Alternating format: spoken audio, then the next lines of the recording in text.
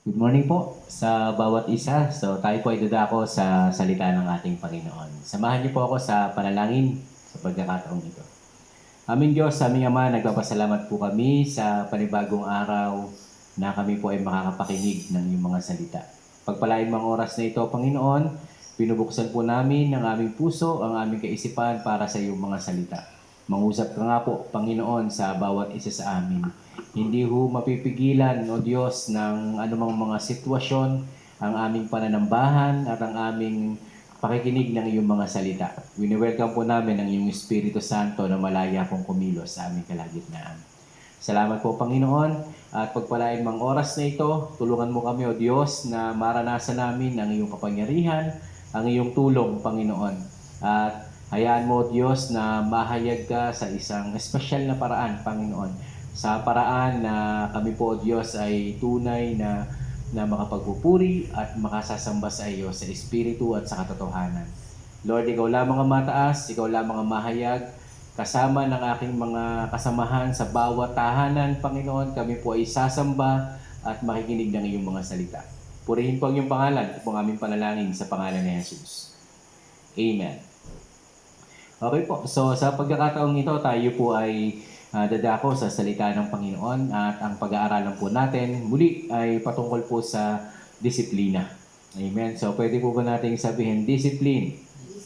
Ayun. So uh, sa pagkakataong ito ay patuloy nating bibigyan diin ang disiplina sa ating katawan na talagang strict sa ating pong buhay ay may tinatawag na strict training. Okay po? Naniniwala po ako na kailangan po natin ng strict training pagdating sa disiplina. Okay po? So, basahin po natin ang 1 Corinthians chapter 9 verse 24.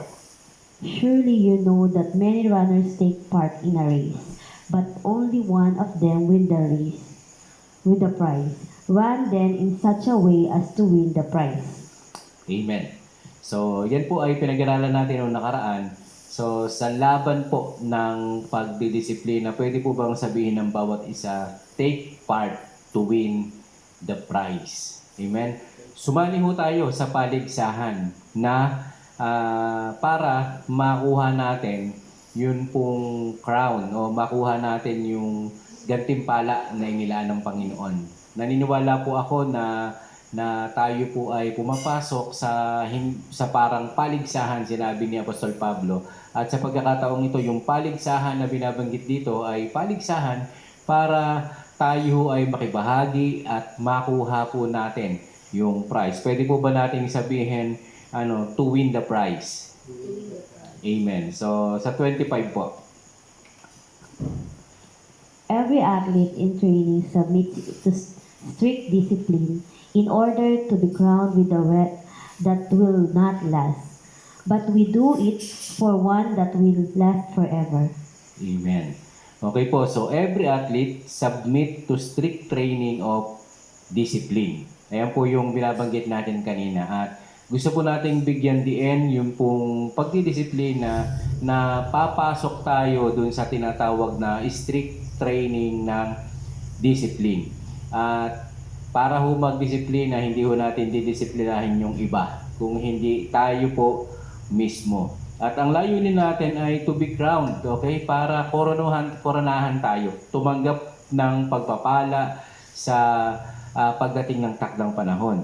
At ang atin pong korona o gantimpala na inaantay ay hindi po yung pansamantala. Pwede po ba nating sabihin yung korona na tinatawag nating eternal reward? Sabihin po natin, eternal reward. Okay, so tatandaan natin sa atin pong ginagawang pagdidisiplina para tumanggap tayo ng gantimpala pagdating ng takdang panahon. At ang gantimpalang yon ay yung eternal life. Okay, so sa pagpapractice ng disiplina sa ating buhay, tignan po natin ito na tatanggap tayo ng eternal life. At hindi ho katulad ng ibang tao na binibigay nila yung kanilang buhay dun sa pangsamantalang kagalakan, sa pansamantalang kayamanan. o kasikatan na kanilang mararanasan dito sa mundo. Ang atin pong takbuhin bilang tayo ay mga takot sa Panginoon ay eternal life. Amen. Yung magbubunga ng pang walang hanggan. Makikibasa po muli sa 26. Tuloy po tayo. That is why I run in the finish line. That is why I am like a boxer who does not waste his punches. Amen. So, sa atin pong pakikibaka sa tinatawag na disiplina, ay dapat tayo po ay tumatakbo na mayroong goal. Okay? Ang goal natin ay marating natin yung finish line. Pwede po ba nating sabihin, finish line? Kaya po ang sabi dito, hindi ako tumatakbo na walang patutunguhan. Tumatakbo ako para abutin yung finish line. Yan ang sinasabi ni Apostol Pablo. Pangalawa, sabi niya, ako ay tumatakbo na hindi sumusuntok sa hangin. Kaya hindi ho natin sasayangin yung ating panahon, yung ating oras na daraan ng panahon.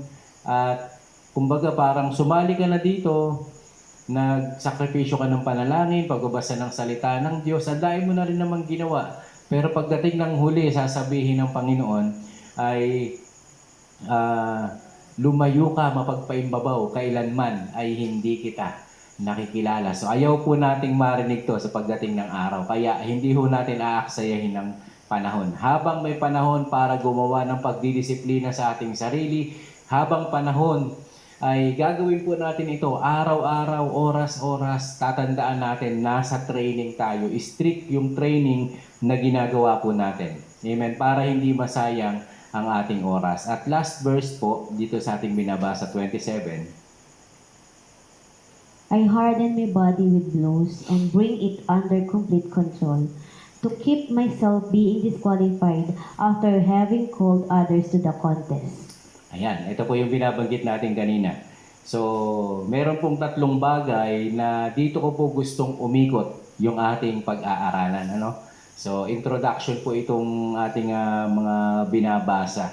Ibig sabihin, discipline my body with blows. Ayan po yung una o yung tinatawag na didisiplinahin natin yung ating katawan na yung blows, yung may sakit, nakakaramdam ng sakit. Okay? Kasi pag wala pong sakit, yung ating pagdidisiplina sa ating katawan, parang baliwala lang yan. Okay? Pero kapag yung disiplina na may sakit, ay makikita po natin na magkakaroon tayo ng kasanayan na talagang dinidisiplina natin yung ating katawan. Tignan po natin dun sa susunod na slide. Yan, meron tatlong bagay diyan tayong makikita na yung una ay discipline my body with blows. Pangalawa, bring my body under complete control. Okay, so napakaganda, no? Talagang sinusupil natin yung ating katawan na merong tinatawag na complete control. Kokontrolin talaga natin. Kumbaga, rerendahan natin yung ating katawan o yung hilig ng laman. Pwede ba nating sabihin na rerendahan ko ang aking sariling katawan? Amen. Sa Santiago, sinabi ni Apostol Pablo yan, na rendahan natin yung ating mga dila, no? Kasi pagka narendahan mo yung dila mo, ang ibig sabihin ikaw ay isang taong ganap. So, mga kapatid, meron tayong tatlong kalaban dito. Una, yung sa laman.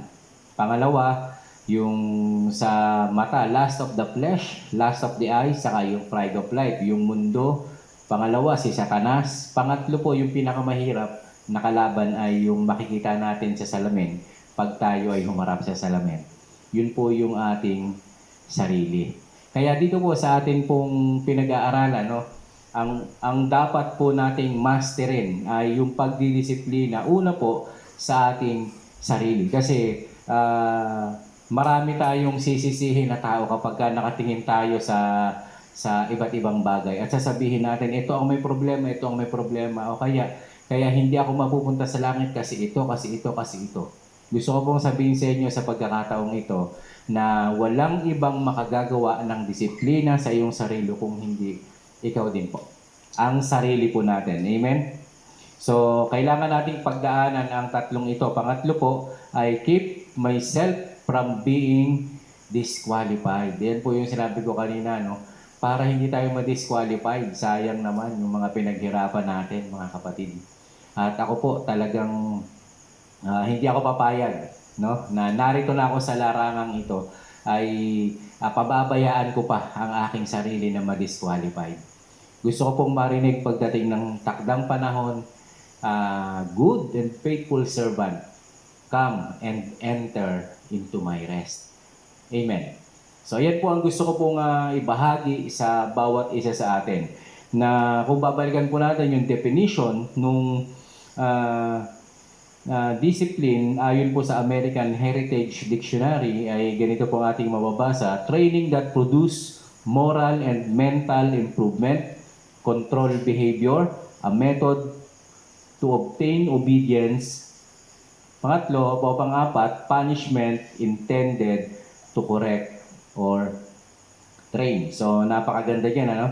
Na ito talaga pag pinag-aralan talaga natin yung ibig sabihin ng discipline, ito ho talaga ay tumatalakay sa pagte-training para magkaroon tayo ng moral at mental improvement. So ma-improve tayo.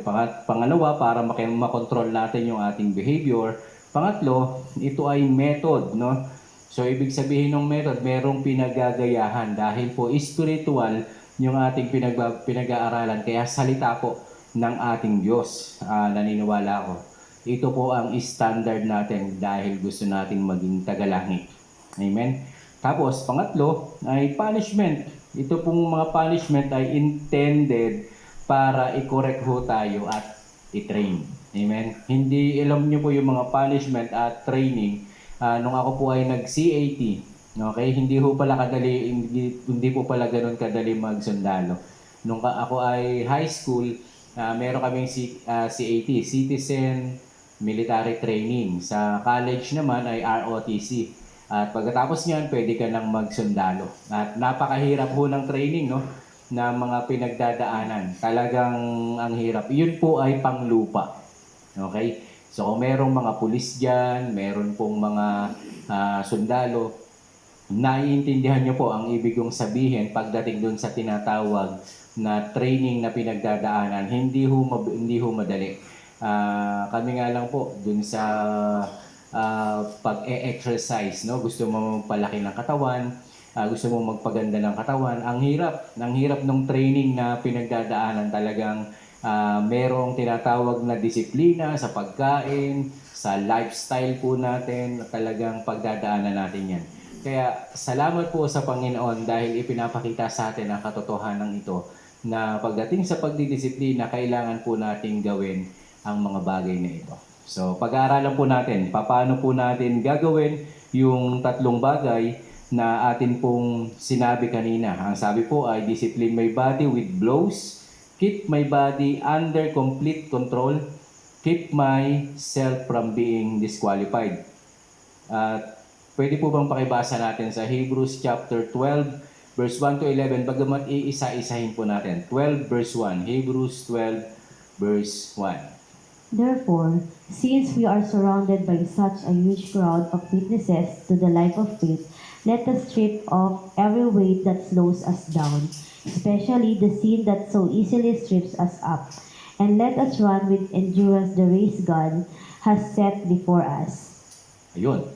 So, iwaksi po natin ang kasalanan sa ating buhay sa madaling salita. Kasi sa Tagalog po yan, sabi rito, kaya dahil napapaligiran tayo ng maraming saksi, sabi dito, talikuran. Sa ibang salin po ay iwaksi natin ang kasalanan at ang anumang balakid na pumipigil sa atin. At buong tiyaga tayong tumakbo sa paligsahan na ating sinalihan. So mga kapatid, una pong bagay na gusto kong sabihin dito, kung may katabi ka, tanungin mo, kasali ka na ba? Amen. So takbuhin po natin to. Tayo ho ay, kung kasali ka na dito dahil gusto mo maging tagalangit, ikaw nga ay kasali na. So ang unang step, dapat po tinanggap natin si Jesus sa ating buhay bilang Panginoon at tagapagligtas. Kapag tinanggap na ho natin si Jesus bilang Panginoon at tagapagligtas ng ating buhay, nandun na po tayo dun sa tinatawag na game. Kasali na ho tayo. Dahil magsisimula ka na i-develop yung disiplina sa iyong katawan kasi hindi mo lang tinanggap si Jesus bilang tagapagligtas. Tinanggap mo rin si Jesus bilang Lord. Pwede bang sabihin mo sa katabi mo, tinanggap mo si Jesus bilang Panginoon? Okay, so yung pinag-aaralan po natin ngayon ay yung salita o itinuro ng ating Panginoon na dapat hong maging sangkap ng bawat isa sa atin. So ano po ba yung mga binabanggit dito? Ang sabi rito, iwaksin natin ang mga kasalanan na dapat ay wala po, hindi na nakikita sa ating buhay. Ang kasalanan po ay balakid o hadlang para hindi matanggap ang pagpapala. Kaya dapat anong gagawin po natin? Aalisin, tatalikuran. Pwede po bang pakibasa sa Isaiah chapter 59 verse 1 and 2? Listen, the Lord's arm is not too weak to save you, nor his ear too deaf to hear your call. It's your sins that have cut you off from God. Because of your sins, he has turned away and will not listen anymore. Amen. Ayun. So ang kasalanan po ay balakid o hadlang, no? Minsan pray tayo ng pray, bakit kaya hindi ako marinig ng Panginoon? Diyan, ang sabi po, hindi maikli ang kamay ng ating Panginoon. Hindi din po siya bingi para hindi niya tayo marinig. Hindi maikli ang kamay ng Panginoon para hindi tayo maabot doon sa ating mga pangangailangan. Ang sabi niya, ang kasalanan mo ang nagiging dahilan. Because of your sin, sabi diyan, He has turned away and will not listen anymore. So grabe, no? Yung palang kasalanan na yun, ito yung balakid sa buhay natin bilang mananampalataya para hindi matanggap yung ating mga blessing ay simple lang. Gusto, sabi ni Satanas, okay ka lang magsimba, okay ka lang makinig, basta huwag kang magsisi ng kasalanan mo. Basta huwag mong ipamuhay yung salita ng Panginoon. Sayang po yung ating mga pinaghihirapan kasi darating ang time, okay, parang sisisihin mo ang Panginoon. Akala ko ang Diyos tumutugon sa prayer. Akala ko ang Diyos ay makapangyarihan. Yung pala, ang hindi mo nakita ay nasa iyo pala ang problema. Okay? Ang problema na hindi natin naaalis yung kasalanan sa ating buhay. Nais ng Panginoon na yung kasalanan sa ating buhay ay maalis at hindi na po maghari sa ating buhay. Sabi mo sa katabi mo, gusto kang tugunin ng Diyos sa iyong pangangailangan. Amen. Kaya lang, meron ho tayong step na dapat gawin. Humingi ho tayo ng tawad sa Panginoon, magpalinis tayo ng ating mga kasalanan. Alam niyo po, ang kasalanan ay balakid. Sabihin po natin, balakid. Hadlang. Para hindi natin matanggap ang blessing. Kaya, sasayangin mo ba ang buhay mo o yung ating mga pagod, yung ating hirap dahil dyan sa mga kasalanan natin? Di ba? Alam niyo po, pag-aralan po natin iwaksi at talikuran at iwanan ng anumang uri ng kasalanan. Pagdating kasi sa disiplina ay kailangan po na mapagtagumpayan natin ang mga bagay na ito kasi pipigilan ng Satanas ang blessing para matanggap mo. So gusto ko po sabihin sa iyo kapatid, huwag mong pahintulutan si Satanas na mahadlangan ka niya. Amen? Okay, verse 2 po. Sabi dito sa verse 2. Okay. It is your sin. Sabi niyan. Yung pong kasalanan na humahadlang, sabi rito, ituon natin ang ating paningin kay Jesus na siyang pinagmumulan ng kabuuan ng ating pananampalataya dahil sa kagalakang naghihintay sa Kanya. Hindi niya ikinahiya ang mamatay sa krus. Okay? Kaya, at siya ngayon po ay nakaupo sa kanan ng trono ng ating Panginoon. Okay, verse 1 and 2 na nga po pala yung nandyan. So, ibig sabihin po, tayo po mga mananampalataya, pagkatapos po nating alisin yung mga kasalanan, yung balakid, ang dapat po nating tignan ay si Jesus. Pwede po ba nating sabihin, tignan mo si Jesus. Keep our eyes fixed on Jesus. Siya ang author ng ating pananampalataya. Siya ang pinagmulan ng ating pananampalataya. At siya rin po ang magtatapos nito. Siya rin yung finisher ng ating pananampalataya. Kaya wag ho tayong tumingin sa kahit na sino mang tao pagdating sa pananampalataya. Okay? Ang gawin po natin ay bigyan natin ng pagkakataon ng ating sarili para si Jesus ang ating tignan. Alam niyo po ba kung bakit ibinigay ng Diyos ang ating Panginoong Jesus? Upang makita natin ang panuntunan ng ating buhay dapat na kay Jesus. Amen? Hindi ho yung kung sino-sino ang ating titignan. Pagkatapos, magsisisi tayo na bakit tayo narito sa pananampalatayang ito, titigil tayo sa ating pananampalataya at hindi na natin itutuloy. Okay? Nais ng Panginoon na mapagtagumpayan po natin ang bawat balakid sa ating buhay. Pero pangalawang punto na gusto kong sabihin sa iyo, dapat hindi ka sa tao nakatingin. Dapat kay Jesus. Amen? Kaya ka nakikinig ngayon, hindi dahil kay Pastorette. Gusto ko po sabihin sa inyo yan. Kaya ka nakikinig ngayon ng salita ng Diyos kasi dahil sa Diyos. Amen? Ang tinanggap ho natin para mapawalang sala tayo ay si Jesus Christ. Kaya ho tayo nandito para makinig at tignan ang lahat ng itinuturo ng ating Panginoon, ng ating Master. So pinag-aaralan po natin. Kaya fix your eyes on Jesus. Basahin po natin dun sa verse 3 ng 12. We do this by keeping our eyes on Jesus, the champion who initiates and perfects our faith. Because of the joy awaiting him, he endures the cross, disregarding its shame. Now, he is seated in the place of honor beside God's throne. Think of all the hostility he endured from sinful people. Then you won't become weary and give up. Ayan. So napagsama po yung 2 and 3. Okay, so sa verse 3 natin titignan, yung sa verse 2 ay keep your eyes on Jesus. Sa verse 3 po ay dapat si Jesus, si Jesus, titignan po natin kung ikaw po ay magsasakripisyo ng hirap, kung ikaw ay magsasakripisyo ng minsan ng pera, magsasakripisyo tayo. Tignan po natin yung tiniis ng ating Panginoon. Basahin ko po sa Tagalog. Ang sabi rito, isip-isipin ninyo kung gaano ang tiniis niyang pag-uusig ng mga makasalanan upang hindi kayo manlupaypay o panghinaan ng loob. Ibig sabihin, si Jesus Christ na atin pong master, na author at finisher ng ating pananampalataya. So kung tayo man po ay nagtitiis, si Jesus Christ ay nakibaka din. Okay? Nagtiis din po ang ating Panginoon, inusig ang ating Panginoon sa pananampalataya. Kung ikaw ay inuusig sa pananampalataya, pwede bang sabihin mo sa katabi mo, part yan ng tawag natin. Amen?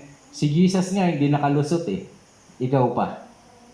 Okay? So kung nagtitiis tayo dahil sa ating pananampalataya, kung tayo po ay nagtitiis dahil nagde-develop tayo ng disiplina sa ating katawan, okay lang po yan. Okay? Kasi ang ating Panginoon ay inusig din. Pero ang dahilan nun, hindi ho para sa Kanya. Tignan po natin tiniis niya ang pag-uusig ng mga makasalanan upang hindi kayo manglupaypay at panghinaan ng loob. Di ba? Sabi rito sa ibinasa natin, think of all the hostility he endured from sinful people. Then you won't become weary and give up. Di ba? Para hindi tayo mapagod, hindi tayo manlupaypay, at hindi ho tayo bumigay. Kaya, kapatid, wala ka pa doon sa pananampalataya mo ngayon. Okay? Nag-endure na si Jesus Christ para sa'yo. Amen. Kaya, hindi ka panghihinaan ng loob. Kasi ang ating Panginoon, tiniis niya ho yun. Tiniis niya yan. Tignan pa ho natin sa verse 4. Makikita po natin. After all, you have not yet given your lives in your struggle against sin, and you have forgotten the encouraging words God spoke to you as His children. He said, "My child, don't make light of the Lord's discipline. and don't give up when He corrects you. Amen. So 4 and 5 po yung binasa. Una, isa-isahin po natin. Doon po sa verse 4, ang sabi po diyan, yung si Jesus ay nakibaka. Ho, at ang kasama po sa kanya ay buhay at dugo. Babasahin ko po sa Tagalog. Ang sabi rito, hindi pa humahantong sa pag-aalay ng dugo ang pakikipaglaban ninyo sa kasalanan. Pwede bang tanongin mo ang katabi mo, anong sakripisyo na ba ang mga pinagdaanan mo dahil sa pananampalataya? Amen. Pwede nyo po isulat dyan sa comment box, no? Isulat po natin dyan kung ano yung mga mahihirap na pinagdaanan po natin. At kung mahirap yon, ang tanong ko po ay dumaan na ba ng pagdanak ng dugo? O nabingit ka na ba sa kamatayan? O kaya ay namatay ka na ba? Hindi pa naman siguro, no? Pero ang Panginoong Jesus, okay, dahil dun sa kanyang disiplina, dahil dun sa kanyang pagtitiis para ipakita niya sa atin ang napakagandang halimbawa na dapat tayo rin ay magtiis, ginawa po ng ating Panginoon. At ang kanyang pakikibaka ay buhay at dugo. Okay? Kaya meron pong karapatan ang ating Panginoon na sabihin sa atin, magtiis din tayo kung paano ang ating Panginoon ay nagtiis. Kaya po, kung nakikibaka man ho tayo ngayon, gusto ko po sabihin sa iyo na ang laban natin dito ay buhay at dugo. Amen. So, kung naglalagay tayo ng disiplina sa ating katawan, buhay po ang pinag-uusapan dito. Amen. At huwag kang mag-quit kasi habang buhay po tayo. Amen. Kung ikaw ay naka-enroll na sa paaralan ng pagdidisiplina ng ating Panginoon, ay huwag ka na mag-quit. Amen. Hanggang kamatayan na to. Anyway, hindi ka lugi. Mamayang huli, malalaman po natin kung bakit hindi ka lugi. Kung ikaw man ay nagtitiis, kung ikaw man ay nabibingit ang iyong buhay dahil naglalagay ka ng disiplina, gumagawa ka ng mga bagay na kalooban ng Panginoon, hindi pa rin ho tayo lugi. Verse 5, ang sabi po dito ay, nalilimutan na ba ninyo ang panawagan ng Diyos sa mga ninyo bilang isang anak niya? Ang mga salitang nagpalakas ng loob. Anak ko, huwag mong baliwalain ang pagtutuwid ng Panginoon at huwag mong mamasamain kapag ikaw ay dinidisiplina ng ating Panginoon. So makikita po natin yan yung malaking don't give up. Amen? Pero dito po sa Tagalog, napakaganda. Ang sabi po rito, huwag nating masamain kung dinidisiplina tayo ng Panginoon. Nagtampo ka na ba sa Diyos, kapatid? Kapag dumating sa punto na nasasaktan ka na, nakakatawa kasi dinidevelop na ni Lord yung disiplina sa iyong katawan. Amen? Kapag sinasabing dapat nagdi-devotion ka araw-araw, tapos hindi ka nagdi-devotion, nabanggit ni Pastor, pinapaalala po sa iyo ng Panginoon yun. Amen? Pinapaalala sa atin kasi ayon sa kanyang mga salita, dapat araw-araw, araw-gabi nagdi-devotion tayo. Dapat ho nananalangin tayo. Dapat ho nakikita sa ating buhay yung binabasa natin. Dapat ho ay consistent tayo, hindi lang yung merong nakakakita. Kasi ang sabi po sa Efeso, no, chapter 6, dun sa mga alipin, ang sabi diyan, dapat ay umiiral, tayo ay gumaganap ng ating katungkulan, may nakakakita man o wala. Amen? Kasi darating ang Panginoon sa panahong hindi natin alam. Kaya dapat may nakakakita man o wala, nagtatapat tayo sa Panginoon. Amen? At kung tayo man ay nagde-develop ng disiplina sa ating buhay at kung may mga pagkakataon na talagang pinapalo tayo ng Panginoon dahil dinidisiplina niya tayo, okay lang. Huwag po nating masamain. Kasi nais ng Diyos na tayo ay maging disiplinado. Okay? Ang tao pong mataas ang pangarap. Amen? Dapat mataas ang disiplina. Amen po ba? So kung gusto natin sa Panginoon, dapat nagde-develop tayo ng mataas na disiplina sa ating sarili. Amen. So napakaganda po na maging bahagi ho tayo ng tao na matataas ang disiplina. Sa verse 6 po, basahin po natin. For the Lord disciplines those He loves, and He punishes each one He accepts as His child. Amen. Ang ganda dyan, ano? So, ang sabi po dito, ito ay tanda na mahal tayo ng Panginoon. Kung hindi ka mahal ng Panginoon, hindi ka niya didisiplinahin. Okay? At dinidisiplina naman ng Panginoon yung tinatanggap niyang anak niya. Okay? So, dun muna tayo sa love. Alam niyo po, lagi ko ito nagiging example. Hindi ko